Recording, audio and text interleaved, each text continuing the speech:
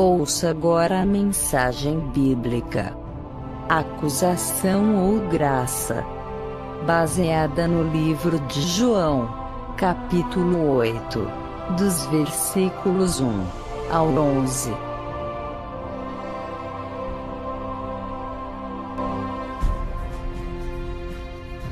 As vozes existem e todos nós as ouvimos, seja da nossa consciência ou das pessoas ao nosso redor.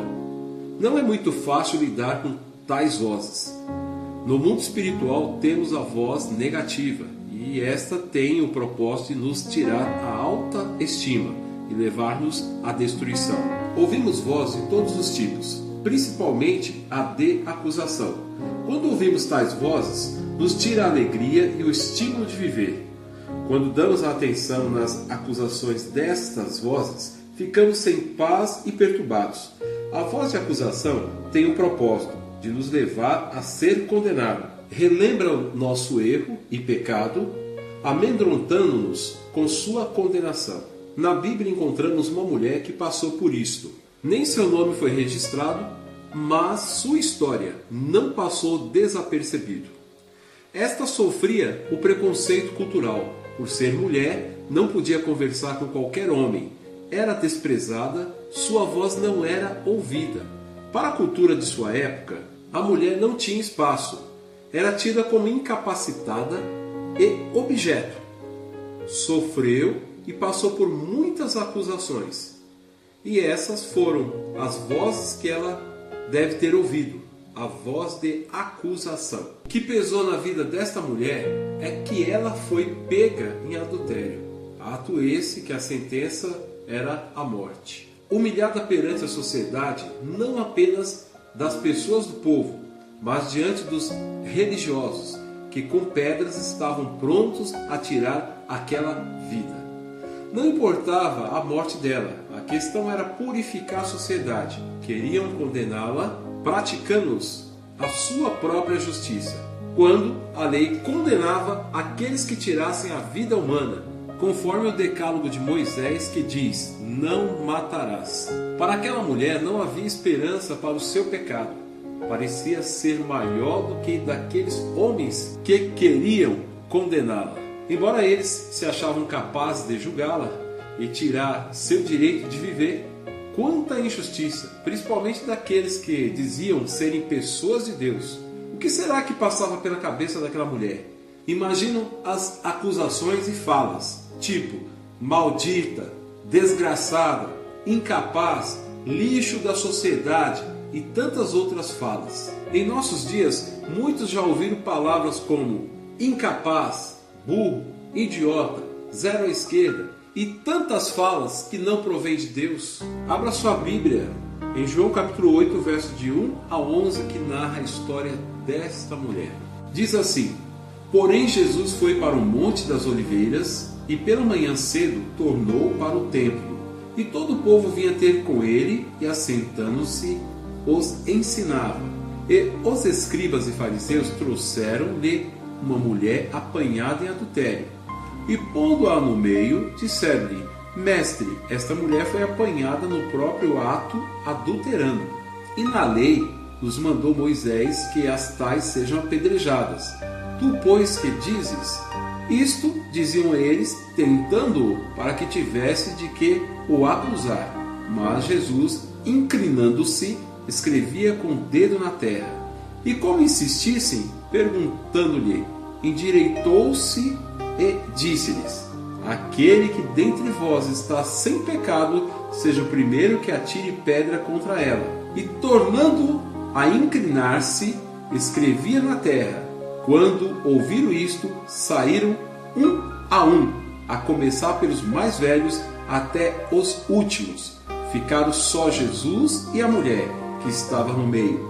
E endireitando-se Jesus, e não vendo ninguém mais do que a mulher, disse-lhe: mulher, onde estão aqueles teus acusadores? Ninguém te condenou? E ela disse: ninguém, Senhor. E disse-lhe Jesus: nem eu também te condeno. Vai e não peques mais. Levítico capítulo 20, verso 10, diz assim: também um homem que adulterar com a mulher de outro, havendo adulterado com a mulher do seu próximo, certamente morrerá o adúltero e adúltera. Observe que a Torá diz que os dois serão mortos, o homem e a mulher, o adúltero e a adúltera. É interessante notar que não diz com que tipo de morte eles devem morrer. Analisando o Evangelho, notamos duas coisas. Não existe um homem, somente a mulher, e esta deve ser morta a pedradas. Concluímos que o pecado dessa mulher não se refere ao que está escrito em Levítico 20, verso 10. E aí surge a pergunta, então que tipo de adultério ela praticou? Ao lermos o texto, imediatamente pensamos que se trata de sexo, mas na realidade não é isso não. Trata de outro tipo de pecado. Veja na Torá, no livro de Deuteronômio, capítulo 17, versos 2 ao 5, que diz assim: quando no meio de ti, em alguma das tuas cidades, que te dá o Senhor, teu Deus, se achar algum homem ou mulher que proceda mal aos olhos do Senhor, teu Deus, transgredir na sua aliança, que vá e sirva a outros deuses, e os adore, ou ao sol, ou à lua, ou a todo o exército do céu, ou que não ordenei, e te seja denunciado, e o ouvires, então indagarás bem, e eis que sendo verdade e certa que se fez tal abominação em Israel, então levarás o homem ou a mulher que fez este malefício das tuas portas e os apedrejarás até que morram. Este texto trata do relacionamento de Deus com seu povo, de Deus com Israel. Isso significa casamento, fidelidade. E quando alguém do povo, quando uma pessoa do povo deixava essa aliança com Deus e adorava outros deuses, seja ele quem fosse, ele estava adulterando. Assim, concluímos que o pecado dessa mulher foi pecado de idolatria, porque a este tipo de pecado a pessoa deveria ser morta a pedradas, conforme os textos da Torá. Quanto ao pecado sexual, o texto da Torá não fala como os transgressores deveriam ser mortos. Os escribas e fariseus tinham razão, estava escrito realmente na lei, mas não poderiam fazer porque cabia apenas àqueles que não têm pecado fazer. O objetivo da lei era apenas mostrar o pecado, a transgressão deles, mas não dava o direito a outro pecador a fazer justiça, a condenar aquele que transgrediu. Perceba que Jesus não os acusou de pecadores, mas fez uma pergunta, uma interrogação para que eles pudessem pensar. Aquele que não tem pecado, Jesus deu o direito de tomar tal atitude. Jesus sabia muito bem quantas das vezes Israel pecou contra o Senhor e Deus o sempre perdoou. Por isso Jesus fez aquela pergunta: aquele que não tem pecado, que atire a primeira pedra. Eles não estavam preocupados em levar a mulher a um arrependimento do ato cometido, mas estavam preocupados em tirar a sua vida, em nome daquilo que eles entenderam ser a lei de Moisés, ou melhor, lei dada por Deus. Para eles, a acusação era mais importante e não salvar essa mulher de morrer. Algumas ações de Cristo nos chamam a atenção. Primeiro, Cristo estava assentado. Segundo, ele não levantou, mas inclinou-se, conforme o versículo 1 e 6. O estar em pé indicaria superioridade. Cristo se fez inferior à mulher. Jamais um homem se inclinaria perante uma mulher, principalmente nesta situação. Jesus Cristo humilhou-se perante os pecadores. Paulo disse isso em Filipenses capítulo 2, versículos 5 em diante. Disse assim: de sorte que haja em vós o mesmo sentimento que houve também em Cristo Jesus, que sendo em forma de Deus, não teve por usurpação ser igual a Deus, mas aniquilou-se a si mesmo, tomando a forma de servo, fazendo-se semelhante aos homens, e achado na forma de homem, humilhou-se a si mesmo, sendo obediente até a morte, e morte de cruz. Voltando para o texto de João 8, no versículo 6, você encontrará esta palavra. Isto diziam eles, tentando-o, para que tivesse de que o acusar. Afinal de contas, quem eram os escribas e os fariseus? Os escribas eram encarregados para ensinar e interpretar as escrituras, que tinham muito se dedicado e estudado. Eles traduziam as escrituras, abriam escolas para o ensino da escritura e a interpretação da lei. Se preocupavam para que as sinagogas funcionassem. Podemos dizer que os escribas eram os especialistas da lei judaica, enquanto os sacerdotes no templo se dedicavam aos sacrifícios de animais. Os escribas explicavam as escrituras e pesquisavam as interpretações da lei. Quanto aos fariseus, a origem deste movimento tem como ponto de partida as classes trabalhadoras. Os surgimentos deles provêm dos piedosos, que pertenciam à luta armada de Judas Macabeu. Eles provinham, na época de Jesus, das camadas sociais dos artesãos, pequenos comerciantes e gente pertencente à classe média. Tinham características de serem nacionalistas e de odiarem os estrangeiros. Na época de Jesus, eram moderados e aceitavam a política da convivência imposta pelos conquistadores romanos. Na Judéia, eles faziam a política dos sacerdotes de Jerusalém e das classes ricas de Jerusalém. É provável que este grupo surgiu a partir de um grupo sacerdotal de separatistas judeus durante a revolta dos Macabeus, que ocorreu dentro dos 400 anos de silêncio. A revolta começou quando certos sacerdotes judeus se recusaram a se curvar a Antíoco Epifânio e procuraram proteger o culto a Deus. Jesus eventualmente criticou alguns dos fariseus porque davam mais valor às tradições de seus pais em vez de buscar a verdade na palavra de Deus, conforme você encontra em Mateus capítulo 15, versos 14 e Mateus capítulo 23, versos 16. O relato do texto de João capítulo 8 mostra que esses dois grupos foram até Jesus com o objetivo de acusá-lo.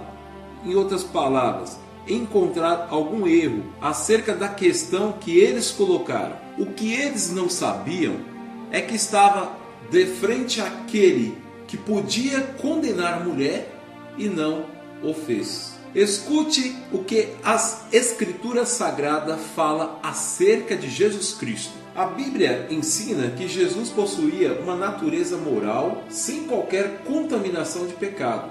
Ao tornar-se em carne, ou seja, um corpo humano, Jesus submeteu-se a uma condição humana afetada pelo pecado, mas não infectada por ele. Lendo Hebreus 4,15, diz assim: porque não temos um sumo sacerdote que não possa compadecer-se das nossas fraquezas, porém que, como nós, em tudo foi tentado, mas sem pecado. Sem pecado significa sem uma natureza caída. Ainda em Hebreus capítulo 7, no versículo 26, encontramos assim: porque nos convinha tal sumo sacerdote, santo, inocente, imaculado, separado dos pecadores e feito mais sublime do que os céus. Na primeira carta de Pedro, no capítulo 3, versículo 18, encontramos assim: porque também Cristo padeceu uma vez pelos pecados, o justo pelos injustos, para levar-nos a Deus, mortificado na verdade na carne, mas vivificado pelo Espírito. Jesus não tinha em si o pecado original, ou a mesma natureza que todo homem tem.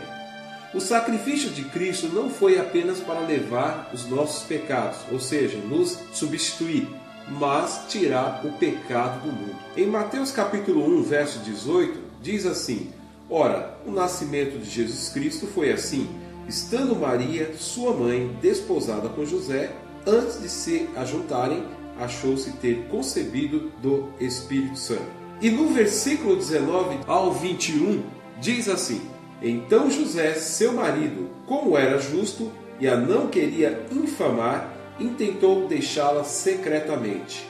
E projetando ele isto, eis que em sonho lhe apareceu um anjo do Senhor, dizendo: José, filho de Davi, não temas receber a Maria, tua mulher, porque o que nela está gerado é do Espírito Santo.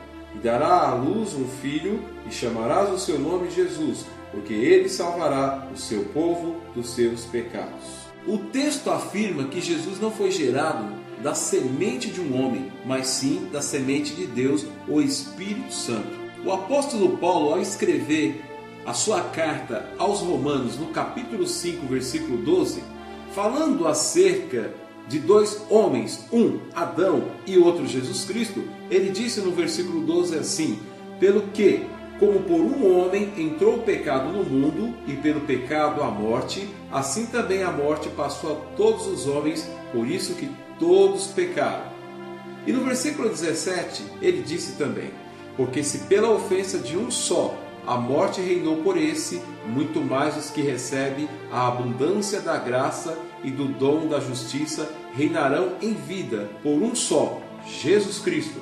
Versículo 18 ele diz: Pois assim como por uma só ofensa veio o juízo sobre todos os homens para condenação, assim também por um só ato de justiça veio a graça sobre todos os homens para justificação de vida.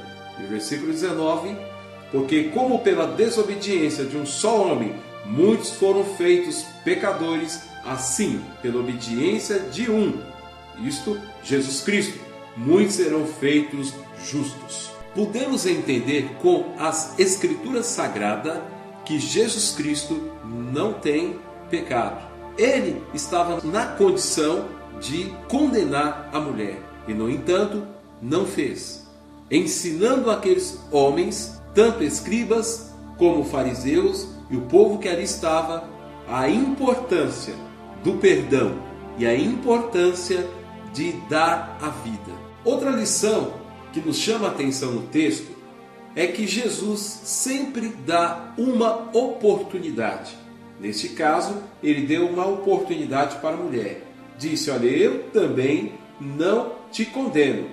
Vai e não peques mais. Essa seria a condição.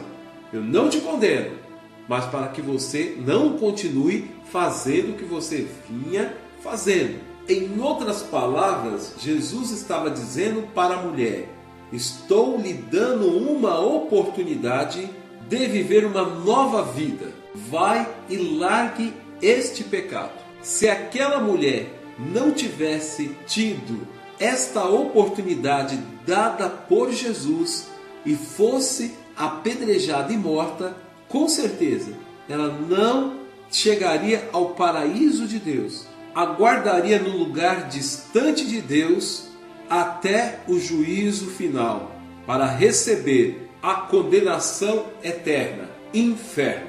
Assim como Jesus deu a oportunidade a esta mulher, Deus também está concedendo a oportunidade de vida para você, para que você entenda a sua mensagem, entenda o seu propósito e receba Jesus como único e suficiente Salvador de sua vida, e receba a oportunidade de ser filho de Deus, de ser amigo de Deus, de ser salvo por Ele. O Evangelho de João, capítulo 1, versículo 12 diz: Mas a todos quantos o receberam, aos que creem em seu nome, deu-lhes o poder de serem feitos filhos de Deus. Jesus não veio para lhe acusar, mas ele veio para te salvar, evitar que você seja condenado no último dia. Jesus Cristo é o presente de Deus para a humanidade. Diz a palavra de Deus em Efésios capítulo 2, versículo 8: Porque pela graça sois salvos, por meio da fé, e isto não vem de vós, é dom de Deus. Isto é, é o presente de Deus para a tua vida. E João 3,16 diz assim: porque Deus amou o mundo de tal maneira que deu seu Filho unigênito, para que todo aquele que nele crê não pereça, mas tenha a vida eterna. E ainda no versículo 17 também diz: porque Deus enviou o seu Filho ao mundo, não para que condenasse o mundo, mas para que o mundo fosse salvo por ele. Quem crer nele não é condenado, mas quem não crê já está condenado, porquanto não crê no nome do unigênito Filho de Deus. O apóstolo Pedro também disse lá em Atos capítulo 4, versículo 12: e em nenhum outro há salvação, porque também debaixo do céu nenhum outro nome há, dado entre os homens, pelo qual devamos ser salvos. E o apóstolo Paulo completou dizendo em Romanos 8, verso 1: portanto, agora nenhuma condenação há para os que estão em Cristo Jesus, que não andam segundo a carne, mas segundo o Espírito. Porque a lei do Espírito de vida em Cristo Jesus me livrou da lei do pecado e da morte. Apocalipse 12, versículo 10: e ouvi uma grande voz no céu que dizia: agora chegada está a salvação e a força, e o reino do nosso Deus e o poder do seu Cristo, porque já o acusador de nossos irmãos é derribado, o qual diante do nosso Deus os acusava de dia e de noite. Prezado amigo, Satanás vem acusando as nossas vidas, mas Jesus veio para salvar o que se havia perdido, salvá-lo das acusações e da condenação eterna, lhe concedendo vida eterna com Deus. Se você decidiu receber Jesus em sua vida, se livrar das acusações do inimigo, de ser condenado eternamente, ore comigo assim: Senhor meu Deus, em nome de Jesus Cristo, me arrependo dos meus pecados, sei que sou pecador e recebo Jesus como meu Salvador. Eu entendi a tua mensagem e o teu propósito para a minha vida, porque ele me concede uma oportunidade de ser teu filho. Por isso, ó Deus, habita em meu coração e dá-me a paz que eu preciso, pois já não sou mais condenado, pois agora sou salvo, no nome de Jesus Cristo, o teu Filho. Amém.